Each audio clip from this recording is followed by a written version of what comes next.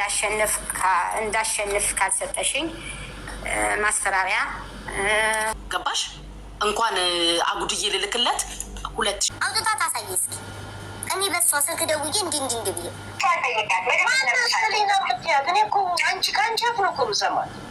ሰላም ጤና ይስጥልኝ። ወደ ተከበራችሁ ቤተሰቦች እንዴት ናችሁ? ነው ያለው እግዚአብሔር ይመስገን። ዛሬም ላይ እንግዲህ እንደቀጠለ ነው። የሳሪ አለ፣ የሄለን አለ፣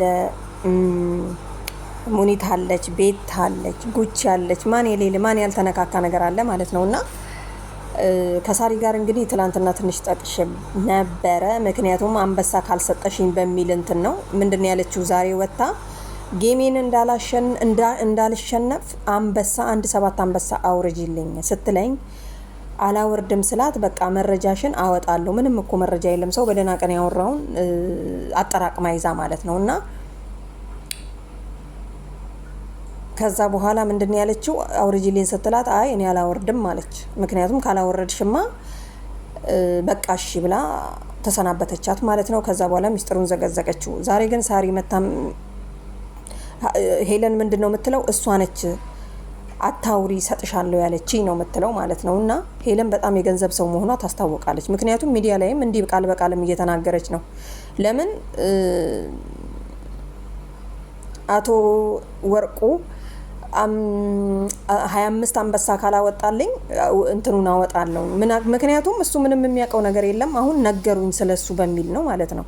እኔ እሱን አይደለም 25 ቀርቶ አንድ ራሱ እኔ በቃ ይወራል ለሆነ ሳምንት ለ15 ቀን ከዛ በኋላ እኮ ምንም እንትን አይልም ማለት ነው። አያችሁ አይደለ? ውስጥ ለውስጥ በጣም እኛ ማናቀው ቲክቶከሮቹ አደገኛ ናቸው። ለምሳሌ ይሄ ጃጉር ነው ማን ነው የሚባለው ማለት ነውና ሄለን ቤት ገብቶ ምንም ነገር እንዳልተቀበለ ሲያወራ ሰማ ነውና አሁን ደግሞ ጉቺ ምንድነው የምትለው መሰላችሁ ቃል በቃል የምታወራው ማለት ነው።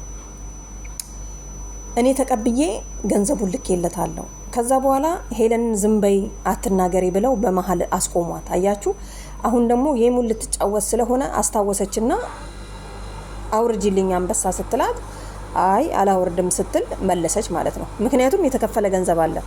ወንዶችም በመሃል አሉ ማለት ነው። ወንዶች ግን አይደብራችሁም እንደዚህ ሴት መሃል ሮጥ የምትሉ ወንዶች ማለት ነው።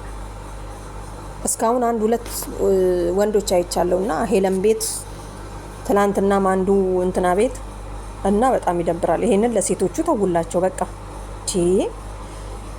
እና ገንዘብ እየበሉ ነው ለካ እኛና ምስኪኖች ለካ ሀብታም ናቸው እንላለን። ገንዘቡ ለካ ቲክቶክ ወይ ዩቲዩብ ምናምን ነገር ሰርተው አይደለም እነሱ እንደዚህ እየሸቀሉ ነው ከሀብታሞች ጋር እየተጣበሱ ማለት ነው።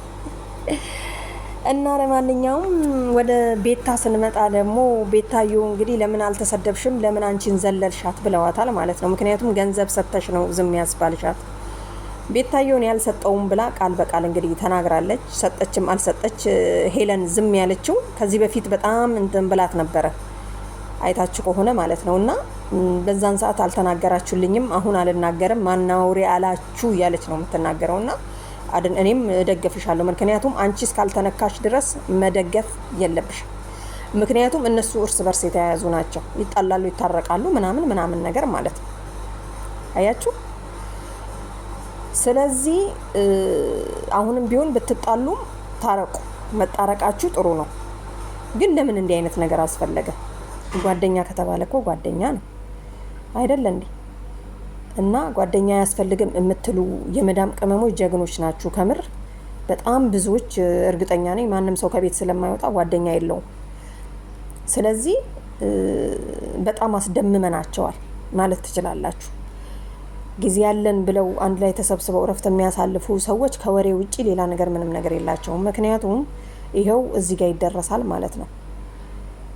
ብቻዬን ስላስቀመጥከኝ ፈጣሪ ያመሰግናለሁ ማለት ነው። በዚህ ጊዜ ነውና የሆነ መረጃ በስልክ ታወሩና በቃ ሪከርድ ይደረጋል። ከዛ በኋላ በነገራችን ላይ በእኛ ጊዜ ፌስቡክ ነበርና በዛ ጊዜ ሁሉም ሰው የነቃ የለም። ማንም ሪከርድም አያረግም አስበንም አናወራም ነበር። በአሁን ሰዓት ግን እኛ ፈጣሪ ረድቶን ዝም ስንል ቲክቶክ ይቀውጠዋል ማለት ነው። ወዮ